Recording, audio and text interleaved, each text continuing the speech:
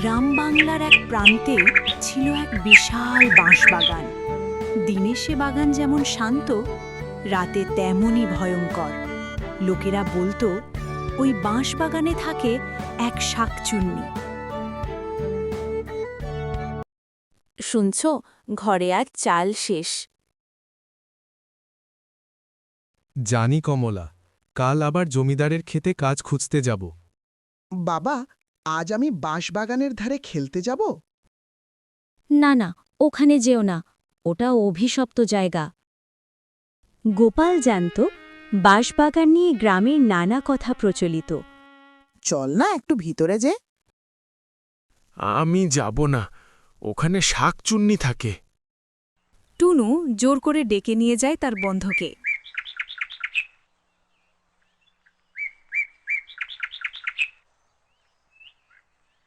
টুনু, টুনু, কে কে আপনি?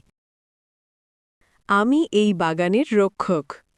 শাকচুন্নি ভয়ঙ্কর হলেও তার চোখে ছিল গভীর কষ্ট।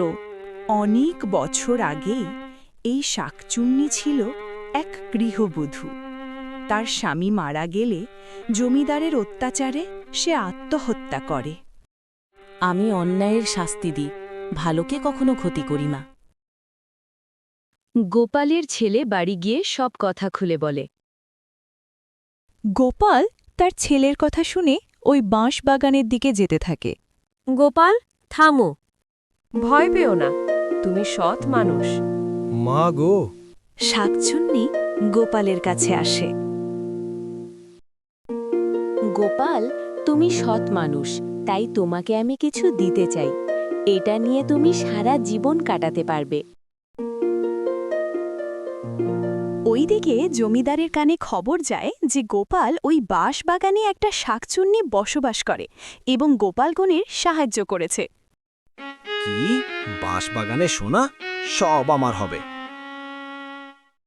লোভ মানুষের চোখ অন্ধ করে দেয়।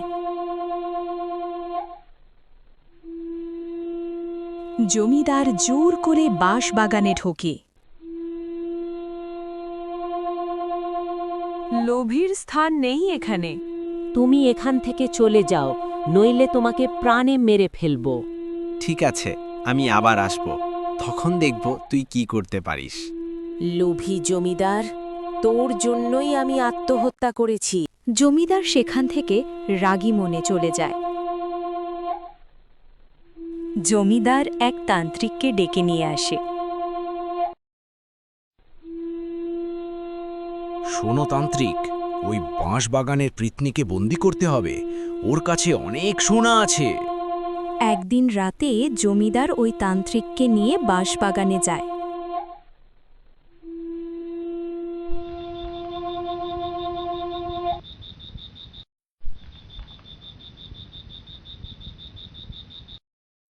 বেরিয়ে আয় শাকচুন্নি, তোর জন্য কি এনেছি দেখ।